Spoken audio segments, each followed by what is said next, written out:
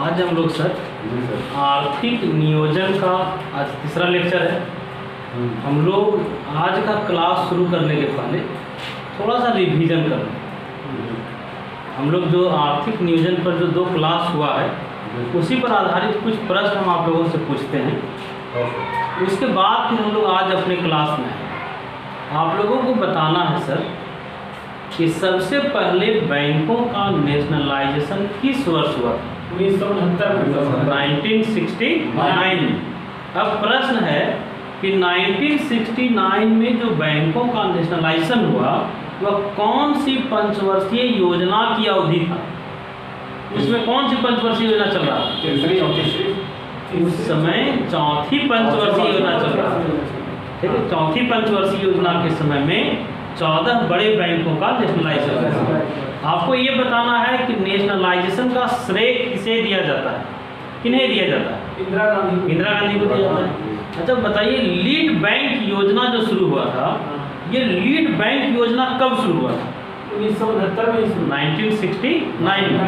लेकिन ये चौथी पंचवर्षीय योजना के समय में शुरू नहीं हुआ था, बल्कि उस समय प्रथम योजना अवकाश 1969 में ही लीड बैंक योजना शुरू हुआ था। किसके सिफारिश पर हुआ था? नरीमन समिति के सिफारिश। चलिए बहुत अच्छा। अब आप लोगों को ये बताना है कि भारत की वह कौन सी पंचवर्षीय योजना है जिसे 2 बार शुरू किया गया? छठी पंचवर्षीय योजना। बताइए कौन सी पंचवर्षीय योजना है जिसे 1 साल पहले ही बंद कर दिया गया? पांचवी पंचवर्षीय योजना को 1 साल पूर्व ही बंद कर दिया। ठीक है। अच्छा बताइए, अनवरत योजना भारत में लागू कौन किए थे? अनवरत योजना, रोलिंग प्लान भारत में लागू कौन किए थे? इसका सही जवाब है सर डी लक्कड़वाला। डी लक्कड़वाला कौन थे? तो डी लक्कड़वाला योजना आयोग के उपाध्यक्ष थे। अध्यक्ष तो प्रधानमंत्री होते हैं, ठीक है, तो उपाध्यक्ष थे। अच्छा बताइए सर, रोलिंग प्लान का कॉन्सेप्ट देने वाले अर्थशास्त्री कौन है? रोलिंग प्लान के बारे में कौन बताए? Gunnar Myrdal. और गुनार मिर्डल के किताब का नाम आपको बताना है, Asian drama. Clear? Asian drama में ये अनवरत योजना के बारे में बताया। आज चलिए हम लोग चर्चा करेंगे, कोशिश हम लोगों का होगा कि पहली पंचवर्षीय योजना से तीसरी पंचवर्षीय योजना तक हम लोग पहुंच जाएं। ठीक है, पहली पंचवर्षीय योजना से तीसरी पंचवर्षीय योजना तक हम लोग बहुत विस्तृत व्याख्या करेंगे। ठीक है, ध्यान से एक एक स्टेप को समझिएगा। पहली पंचवर्षीय योजना से जो पहला प्रश्न बनेगा कि पहली पंचवर्षीय योजना का पीरियड बताइए। कब शुरू हुआ था? 1 अप्रैल 1951 को शुरू हुआ था और समाप्त कब हुआ था? अच्छा बताइए, पहली पंचवर्षीय योजना किस मॉडल पर आधारित था? फिर से सुनिए प्रश्न, भारत की पहली पंचवर्षीय योजना किस मॉडल पर आधारित था? तो ये मॉडल है sir Harrod Domar model. Clear? किस मॉडल पर आधारित था? Harrod Domar model. अच्छा बताइए कि प्रथम पंचवर्षीय योजना सफल योजना था कि असफल योजना? प्रथम पंचवर्षीय योजना सफल रहा था कि प्रथम पंचवर्षीय योजना असफल रहा? प्रथम पंचवर्षीय योजना सफल योजना का उदाहरण है। क्लियर? अभी तक सर 1 मिनट 1.5 मिनट हम लोग देखे होंगे, इसमें बहुत सारा ऑब्जेक्टिव बन गए। पहला प्रश्न तो ये बना कि प्रथम पंचवर्षीय योजना की अवधि बताइए। 1 अप्रैल 1951 को शुरू हुआ, जो 31 मार्च 1956 को समाप्त। क्लियर? आपको ये बताना है कि प्रथम पंचवर्षीय योजना किस मॉडल पर आधारित था? प्रथम पंचवर्षीय योजना में सर्वोच्च प्राथमिकता किस क्षेत्र को दिया गया? कृषि और सिंचाई को दिया गया। ठीक है, कृषि और सिंचाई। ठीक है, हम लोग देख लिए कि कृषि और सिंचाई इसको सर्वोच्च प्राथमिकता दिया। क्लियर? किस मॉडल पर आधारित था? हैरल्ड डोमर मॉडल पर आधारित। आपको ये बताना है कि प्रथम पंचवर्षीय योजना में लक्षित विकास दर क्या था। 6 लक्षित विकास दर मतलब लक्ष्य कितना निर्धारित किया गया था प्रथम पंचवर्षीय योजना में, बताइए। 6% बार पूछता है सर कि लक्षित विकास दर था 2.1%। क्लियर। प्रथम पंचवर्षीय योजना का लक्षित विकास दर क्या था 2.1%। लेकिन हम लोग जानते हैं कि ये पंचवर्षीय योजना सफल रहा था जी सर। और इसमें विकास दर प्राप्त हुआ था 3.6%। क्लियर। तो प्रथम पंचवर्षीय योजना को हम लोग सफल योजना मानते हैं। क्यों? क्योंकि लक्ष्य कितना था 2.1%, लेकिन वास्तविक विकास दर कितना था 3.6%। क्लियर। किस मॉडल पर आधारित था? Harold-Domar model. देखिए एक क्वेश्चन बहुत बार पूछा जाता है, बार बार पूछा जाता है कि वह कौन सी पंचवर्षीय योजना है। क्वेश्चन को ध्यान से सुनिएगा कि वह कौन सी पंचवर्षीय योजना है जिसमें कुल व्यय का सर्वाधिक भाग कृषि पर व्यय किया गया था। वह कौन सी पंचवर्षीय योजना है जिसमें व्यय का सर्वाधिक व्यय सरकार कृषि पर खर्च की थी? तो प्रथम पंचवर्षीय योजना। जब प्रथम पंचवर्षीय योजना आप बोल दिए तो यहाँ से एक प्रश्न और उठ सकता है कि सरकार कुल व्यय का कितना प्रतिशत भाग कृषि क्षेत्र पर व्यय की थी? तो ये आंकड़ा है 31%। प्रथम पंचवर्षीय योजना में जो कुल व्यय हुआ था उस कुल व्यय का 31% व्यय कृषि क्षेत्र पर किया गया था, खर्च कृषि क्षेत्र पर किया गया। किस मॉडल पर था मनोज? Harold-Domar model. लक्षित विकास दर 2.1, लेकिन वास्तविक विकास दर 3.6। सफल था कि असफल था? सर्वाधिक व्यय कृषि क्षेत्र पर हुआ था। ठीक है। अभी तक जितनी पंचवर्षीय योजनाएं चली है उन सभी पंचवर्षीय योजनाओं में सबसे अधिक व्यय कृषि पर प्रथम पंचवर्षीय योजना में किया गया। और हम लोग देखें कि प्रथम पंचवर्षीय योजना में जो कुल व्यय था उसका 31% व्यय कहाँ किया गया था? कृषि क्षेत्र पर। क्लियर। एक प्रश्न है, कई बार पूछा गया है, ध्यान से सुनिएगा प्रश्न, कि कुल व्यय का कितना प्रतिशत व्यय सार्वजनिक क्षेत्र के लिए निर्धारित किया गया था? प्रथम पंचवर्षीय योजना में जो कुल व्यय है उस कुल व्यय का कितना प्रतिशत भाग सार्वजनिक क्षेत्र पर व्यय करने के लिए निर्धारित था? तो इसका आंकड़ा है 44.6%। प्रथम पंचवर्षीय योजना में जो खर्च था सरकार का उसमें 44.6% सार्वजनिक क्षेत्र में खर्च करने के लिए निर्धारित किया गया था। तो आप लोगों को इतना ही दूर से ये समझ में आ रहा होगा सर कि पूरा पंचवर्षीय योजना डेटा बेस्ड है। बहुत सारे आंकड़े हैं, अनगिनत आंकड़े हैं और इन आंकड़ों को याद करने का कोई ट्रिक नहीं है। सिर्फ ट्रिक है कि बार बार हम लोग इसको देखते रहें। ठीक है। एक बार हम आप लोगों से पूछना चाहेंगे जो पढ़ाएं कि प्रथम पंचवर्षीय योजना के बारे में कहा जाता है कि जितनी पंचवर्षीय योजनाएं हैं सभी पंचवर्षीय योजनाओं में कृषि क्षेत्र पर सर्वाधिक व्यय हुआ था प्रथम पंचवर्षीय। तो कृषि क्षेत्र पर कितना परसेंट व्यय हुआ था? 31%। सार्वजनिक क्षेत्र पर कितना व्यय निर्धारित किया गया था? 44.6%। लक्षित विकास दर बताइए प्रथम पंचवर्षीय योजना।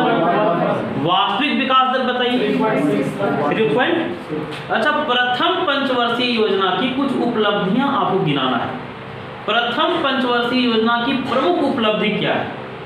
तो प्रथम पंचवर्षीय योजना की जो है प्रमुख उपलब्धि सुनिएगा, भाखड़ा नांगल दामोदर घाटी निगम और हीराकुंड बहुउद्देशीय नदी घाटी परियोजना जो है ये प्रथम पंचवर्षीय योजना की देन है।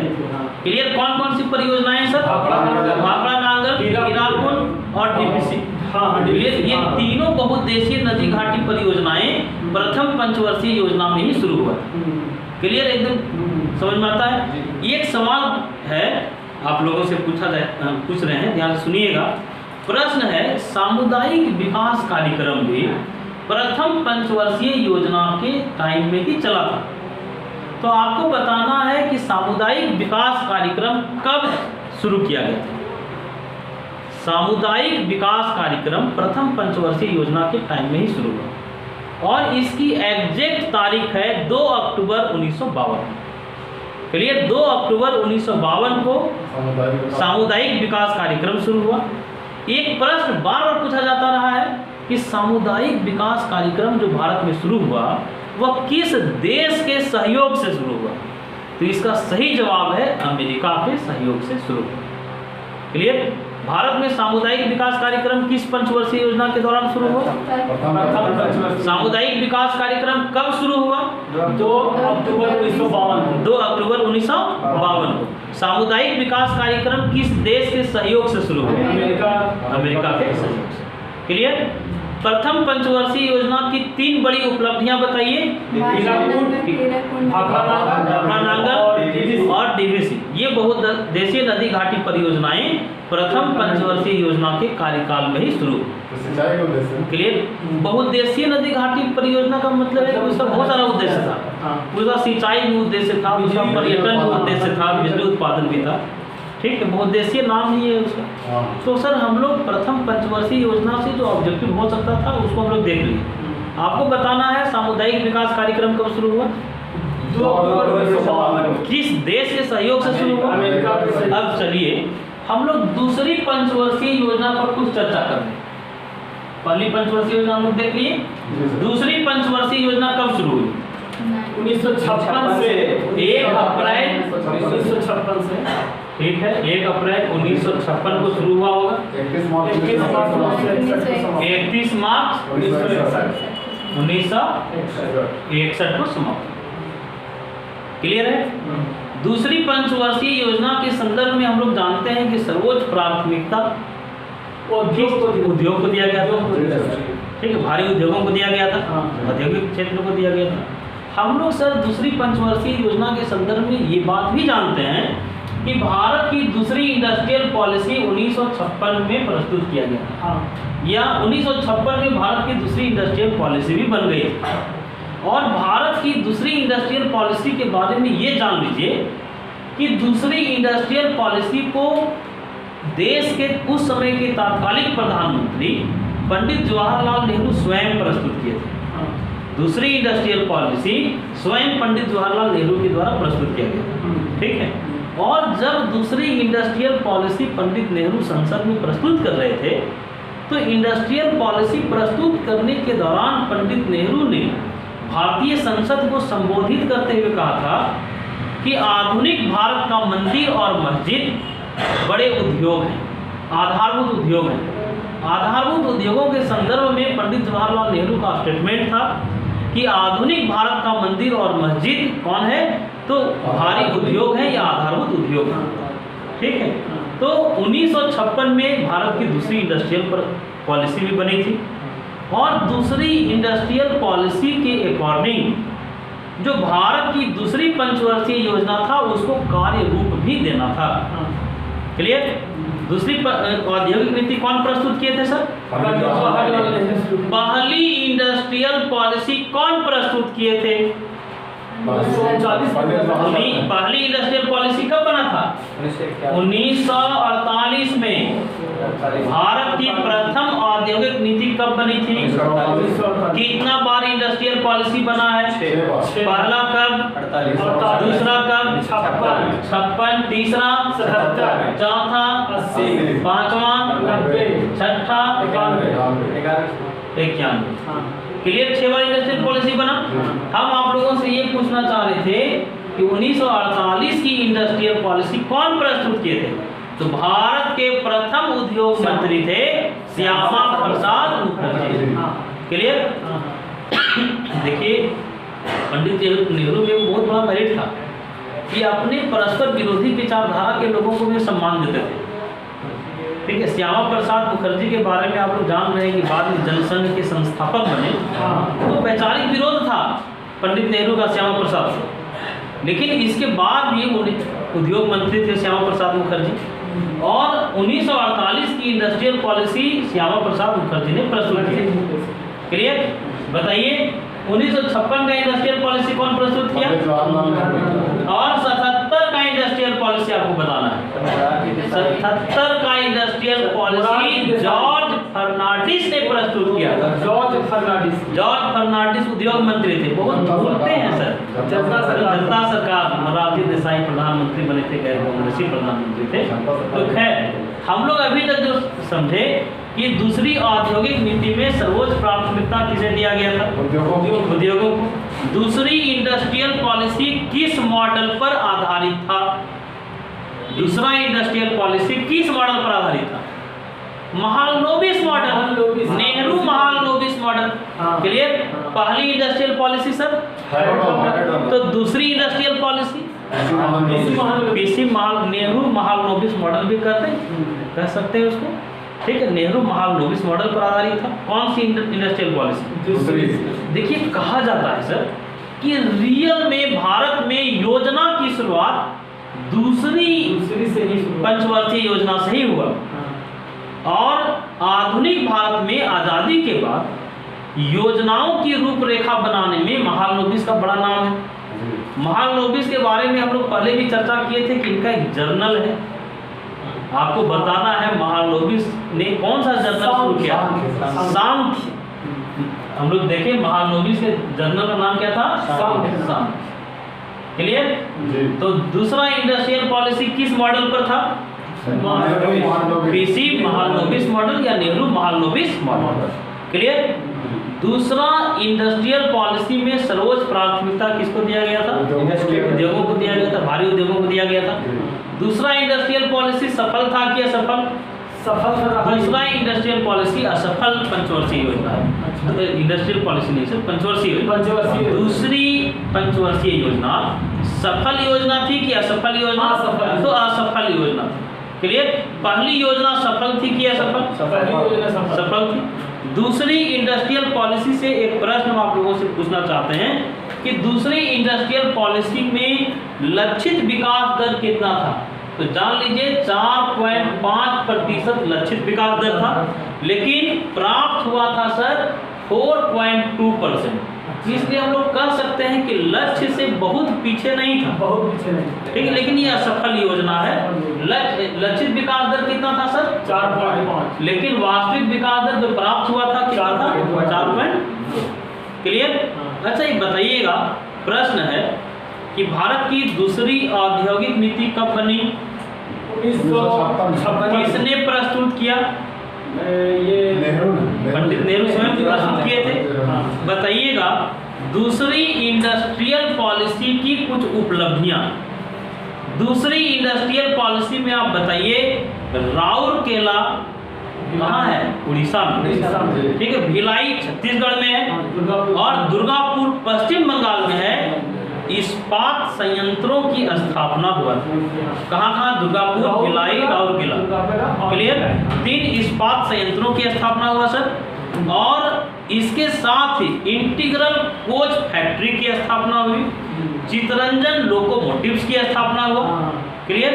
तो हम लोग 5 उपलब्धियां देखे। पहला राउरकेला, दुर्गापुर और भिलाई में इस्पात संयंत्रों की स्थापना, चितरंजन लोकोमोटिव्स की स्थापना, और बताइए इंटीग्रल कोच फैक्ट्री की स्थापना। ये सभी दूसरी पंचवर्षीय योजना के दौरान हुआ। क्लियर? दूसरी पंचवर्षीय योजना के दौरान से जो प्रश्न पूछे जाते हैं हम एक बार रिपीट करेंगे। बताना आपको ये है कि भिलाई छत्तीसगढ़ में है। भिलाई में जो लौह इस्पात उद्योग स्थापित हुआ था किस देश के सहयोग से हुआ था? वो हुआ था रूस के सहयोग से। सोवियत संघ, पूर्व सोवियत संघ। तो आप बताइए सर कि सोवियत संघ का विघटन कब हुआ? 1991। सबसे पहले आर्थिक नियोजन अपनाने वाला सोवियत कब अपनाया था? 1928 में अपनाया था। बताइए भिलाई में किसके सहयोग से स्थापित हुआ था? सोवियत संघ। दुर्गापुर इंग्लैंड, सही जवाब, ब्रिटेन के सहयोग से। राउरकेला ये जर्मनी के सहयोग से। क्लियर? तो यहाँ से भी बार बार प्रश्न आते हैं, इसको भी देख लेना है कि दुर्गापुर किसके सहायता से हुआ था, तो भिलाई किसके सहयोग से हुआ था, ठीक है, राउरकेला किसके सहयोग से हुआ था। कई बार दे देगा इस्पात संयंत्रों का नाम दे देगा, सहयोगकर्ता देश का नाम दे देगा, आपको कहेगा सुमेलित कीजिए। ठीक, कर लीजिएगा कि नहीं? हाँ। तो देखिए, अगर तथ्यों को आप एकदम समझे हुए हैं ना, तो क्वेश्चन का लेवल चाहे जैसा रहे आप सही कर लीजिएगा। और एक बात जानिए कि इंडियन इकोनॉमिक्स रियल में स्मार्ट स्टूडेंट के लिए बना है, जो कंटिन्यू पढ़े, निरंतर पढ़े, समझे, जो निरंतर एकदम बना रहेगा। जैसे आज हम पढ़ाए हैं सर, अगर हमसे 2 महीना बाद अगर पूछिएगा तो शायद हम ही नहीं बता पाएंगे, समझे। बहुत मेहनत अगर हम किए हैं, लेकिन अगर 2 महीना बाद अगर हमसे आप बात कीजिएगा इस टॉपिक पर, तो हम आपको नहीं बता पाएंगे। इसलिए एकदम कंटिन्यूटी मेंटेन करने की ज़रूरत है। और बहुत सारे आंकड़े, चलिए बताइए, सामुदायिक विकास कार्यक्रम कब शुरू हुआ था? 2 अक्टूबर 1952। सामुदायिक विकास कार्यक्रम किस देश के सहयोग से शुरू हुआ था? प्रथम पंचवर्षीय योजना का लक्षित विकास दर क्या था? 2.1। लेकिन वास्तविक विकास दर क्या था? चौथी पंचवर्षीय योजना का लक्ष्य कितना निर्धारित था? 4.5, लेकिन प्राप्त हुआ था 4.2%। क्लियर?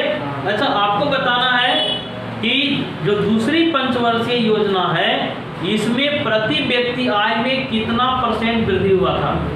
प्रति व्यक्ति आय में वृद्धि हुआ था सर 2%। 2% वार्षिक प्रति व्यक्ति आय बढ़ा। कितना %? 2%। क्लियर? अब देखिए, एक क्वेश्चन है तीसरी, अब हम लोग चलिए शुरू करते हैं। तीसरी पंचवर्षीय योजना, बहुत ध्यान से सुनिएगा। तीसरी पंचवर्षीय योजना अनगिनत ऑब्जेक्टिव प्रश्न समेटे हुए। हम लोग जानते हैं कि तीसरी पंचवर्षीय योजना की अवधि क्या है, बताइए सर। 61 से 1 अप्रैल 1961 से 66। यही सही जवाब है। कब शुरू हुआ था? 1 अप्रैल 1961। 1 अप्रैल 1961 से 31 मार्च 1961 को शुरू हुआ था, जो 31 मार्च 1966 को समाप्त। ठीक है। तीसरी पंचवर्षीय योजना के बारे में हम लोग ये बात जानते हैं कि सभी पंचवर्षीय योजनाओं में सबसे फ्लॉप योजना थी। सबसे फ्लॉप योजना क्यों थी?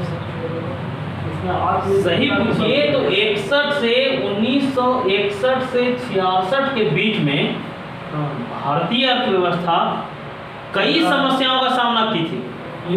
बताइए, इसमें 1962 में चाइना के साथ युद्ध हुआ था और हम लोगों को पता है कि बुरी तरह से भारत पराजित हुआ था। 1965 में इसे ठीक 3 सालों के बाद पाकिस्तान के साथ युद्ध हो गया। ठीक है, पाकिस्तान के साथ युद्ध हम लोगों को करना पड़ा।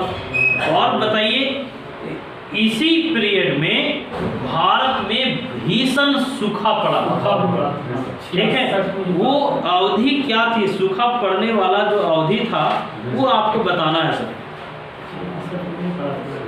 बताइए, वो अवधि था 1965-66। ये 3 तरह की घटनाएं घटी। पहला तो हम लोग देख लिए 1962 में भारत चाइना युद्ध, 1965 में भारत पाक युद्ध और 1965-66 में अकाल। ठीक है, सूखा। तो 3 घटनाएं घटी थी और इन तीनों घटनाओं के कारण भारत की तीसरी पंचवर्षीय योजना असफल हो गई, सफल नहीं हो पाई। ठीक है, लेकिन असफल रहने के बाद भी तीसरी पंचवर्षीय योजना झारखंड के लिए वरदान था। तीसरी पंचवर्षीय योजना असफल योजना है। असफल होने का कारण क्या क्या था बताइए? ये भारत चाइना, भारत पाक युद्ध और सूखा। अब देखिए, जैसे ये 3 घटना सर, योजना का असफल होना स्वाभाविक था। अभी आज के संदर्भ में अगर बात कीजिए, भारतीय अर्थव्यवस्था का डमाडोल हो गया, तो उसके लिए दोषी ये महामारी है, न कि देश का शीर्ष नेतृत्व। नहीं, ठीक उसी प्रकार से हम लोग 61-66 के बीच में जो देश का जो नेतृत्व था, उसको दोष हम लोग नहीं दे सकते हैं।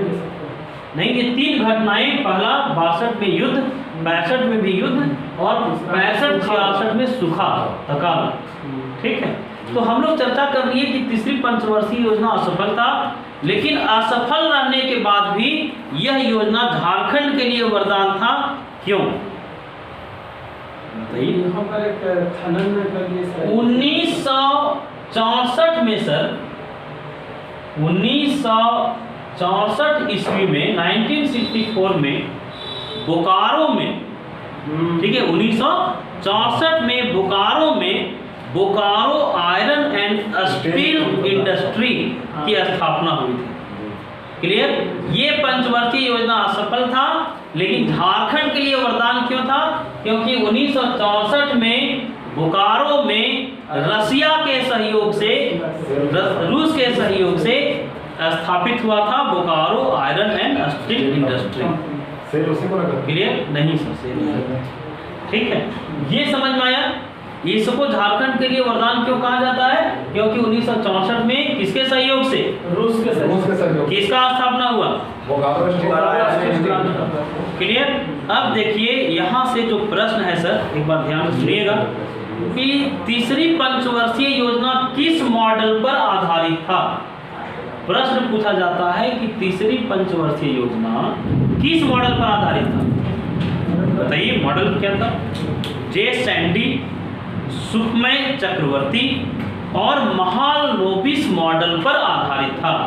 कहा जाता है कि तीसरी पंचवर्षीय योजना किसी एक मॉडल पर आधारित नहीं था। ठीक है, सुखमय चक्रवर्ती की बात किए, उसके बाद हम लोग जे सैंडी की बात किए और महालनोबिस की बात की। क्लियर? तीनों के मॉडल से ये प्रभावित था। किनके मॉडल? जे सैंडी, महालनोबिस, सुखमय चक्रवर्ती। क्लियर? से प्रभावित। क्लियर? प्रश्न है कि इस पंचवर्षीय योजना का उद्देश्य क्या था? आत्मनिर्भरता। हाँ, सही बात है, बिल्कुल सही आप बताए कि भारतीय अर्थव्यवस्था को आत्मनिर्भर बनाना था। और एक वर्ड यूज किया गया, स्वतः स्फूर्तिवान। ठीक है, मतलब खुद से चलने की स्थिति में रहे, आत्मनिर्भर भी उसी को हम लोग कहते हैं। ठीक है, खुद से चलने की स्थिति में भारतीय अर्थव्यवस्था पहुंच सके, ये उद्देश्य था तीसरी पंचवर्षीय योजना। भारतीय अर्थव्यवस्था को आत्मनिर्भर बनाना और स्वतः स्फूर्तिवान बनाना। क्लियर? किस मॉडल पर था सर, बताइए? जे सैंडी, सुखमय चक्रवर्ती और महालनोबिस से ये प्रभावित था। क्लियर? तीसरी पंचवर्षीय योजना सफल था कि असफल था? असफल था। झारखंड के लिए वरदान क्यों था? 1964 में किसके सहयोग से? रसिया के सहयोग से स्थापना। क्लियर? एक बात है, आप लोगों से प्रश्न पूछना चाहते हैं कि ये जो पंचवर्षीय योजना है, तीसरी पंचवर्षीय योजना है, तीसरी पंचवर्षीय योजना में मुद्रा का अवमूल्यन भी हुआ था। क्लियर? मुद्रा का अवमूल्यन हुआ था किस पंचवर्षीय योजना में? तीसरी पंचवर्षीय योजना। अब सवाल है कि मुद्रा का अवमूल्यन कब हुआ था? तो मुद्रा का तीसरी पंचवर्षीय योजना में 1966 में मुद्रा का अवमूल्यन हुआ था। क्लियर? अब आप लोगों से हम बहुत सारा प्रश्न यहाँ से करेंगे, ध्यान से सुनिएगा। प्रश्न ये है, पहले आप ये बता दीजिए कि मुद्रा का अवमूल्यन क्या चीज है? मुद्रा का अवमूल्यन का क्या मतलब होता है? अपने देश की मुद्रा को दूसरे देश की मुद्रा की तुलना में रेट का, ये विनिमय रेट कम करना ही अवमूल्यन है। बिल्कुल सही बोले, लेकिन इसमें थोड़ा सा एक शब्द और बढ़ा दीजिए कि अवमूल्यन में क्या होता है कि मुद्रा का जो आंतरिक मूल्य है वो कांस्टेंट रहता है, मुद्रा का जो बाह्य मूल्य है उसको घटाया जाता है। क्लियर है? आपके देश के मुद्रा का मूल्य भारत में तो वही रहेगा, लेकिन दूसरे देशों में उसका मूल्य घटा दिया जाएगा, ये अवमूल्यन है। क्लियर? अब सवाल ये समझिए, क्या है अवमूल्यन?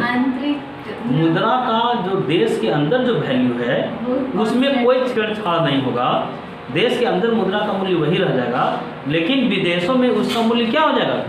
कम कर दिया जाएगा। क्लियर? अच्छा, एक एग्जांपल देकर समझा दीजिए। अब इसको ऐसे समझिएगा सर, जैसे मुद्रा का जो अवमूल्यन होता है, तो मुद्रा का अवमूल्यन होने से भारत के लोगों के लिए भारतीय वस्तुओं का कीमत तो वही रहता है, लेकिन विदेशियों के लिए भारतीय वस्तुओं का कीमत घट जाता है। क्लियर है? मतलब अवमूल्यन का प्रयोग भारतीय अर्थव्यवस्था में बड़े पैमाने पर 3 बार किया गया। अवमूल्यन का प्रयोग भारतीय अर्थव्यवस्था 3 बार की मुख्य रूप से, और तीनों बार जो अवमूल्यन की उसका मकसद क्या था पता है? बैलेंस ऑफ पेमेंट के प्रतिकूलता को ठीक करना। भारत का जो भुगतान संतुलन प्रतिकूल था, इस भुगतान संतुलन की प्रतिकूलता को ठीक करने के लिए अवमूल्यन किया गया। क्लियर? प्रश्न ये उठता है कि सबसे पहले भारतीय अर्थव्यवस्था में मुद्रा का अवमूल्यन कब हुआ था? 1949 में। बिल्कुल सही जवाब। सबसे पहले 1949 ईस्वी में मुद्रा का अवमूल्यन हुआ था। थोड़ा कारण भी हम पूछ लेंगे सर कि 1949 में मुद्रा के अवमूल्यन का रीजन क्या था? 1949 में मुद्रा के अवमूल्यन का कारण ये था सर कि भारत बहुत ज़्यादा आश्रित, चूंकि देखिए 1949 की बात कर रहे हैं, 47 में तो आप आज़ाद हुए थे, हम लोग 47 में आज़ाद हुए थे, मतलब 1947 तक भारतीय मुद्रा निर्भर थी पौंड स्टर्लिंग पर। क्या पौंड स्टर्लिंग पर हमारी निर्भरता थी? और 1949 ईस्वी में इंग्लैंड को भी अवमूल्यन करना पड़ा था। ठीक है, 49 में इंग्लैंड भी अपनी मुद्रा का अवमूल्यन किया और भले आज़ादी मिल गई थी, लेकिन पौंड स्टर्लिंग पर निर्भरता जो है वो हम लोगों का खत्म नहीं हुआ था, कम नहीं हुआ था। इसलिए इंग्लैंड जब मुद्रा का अवमूल्यन कर रहा था तो हम लोगों को भी अपने देश की मुद्रा का अवमूल्यन करना पड़ गया। क्लियर है? तो यहाँ से जो सवाल बना सर कि सबसे पहले मुद्रा का अवमूल्यन कब किया गया? 1949। क्लियर? 1949 ईस्वी में मुद्रा का अवमूल्यन किया। दूसरी बार अवमूल्यन कब हुआ था? 1966 में अवमूल्यन हुआ था। और आप लोगों को पता होगा कि 1991 में भी मुद्रा का अवमूल्यन किया गया था। और ये मुद्रा का अवमूल्यन 1991 में 3 बार लगातार किया गया। क्लियर? 3 बार 1991 में मुद्रा का अवमूल्यन लगातार हुआ। ठीक है, एक बात और जान लीजिए कि 1991 में जो हम लोग न्यू इकोनॉमिक पॉलिसी अपनाए थे, जो नवीन आर्थिक सुधार किए थे 1991 में, इसके बारे में कहा जाता है कि भारतीय अर्थव्यवस्था पूरी तरह से IMF के सामने सरेंडर बोल दी। ठीक है, IMF अपने तरीके से भारतीय अर्थव्यवस्था को दबाव बना दिया और भारत को नवीन आर्थिक सुधार करना पड़ा। भारत में नवीन आर्थिक सुधार के हम आलोचक नहीं हैं, बल्कि जो नवीन आर्थिक सुधार किए गए थे उसके लिए थोड़ा तैयारी की जरूरत थी।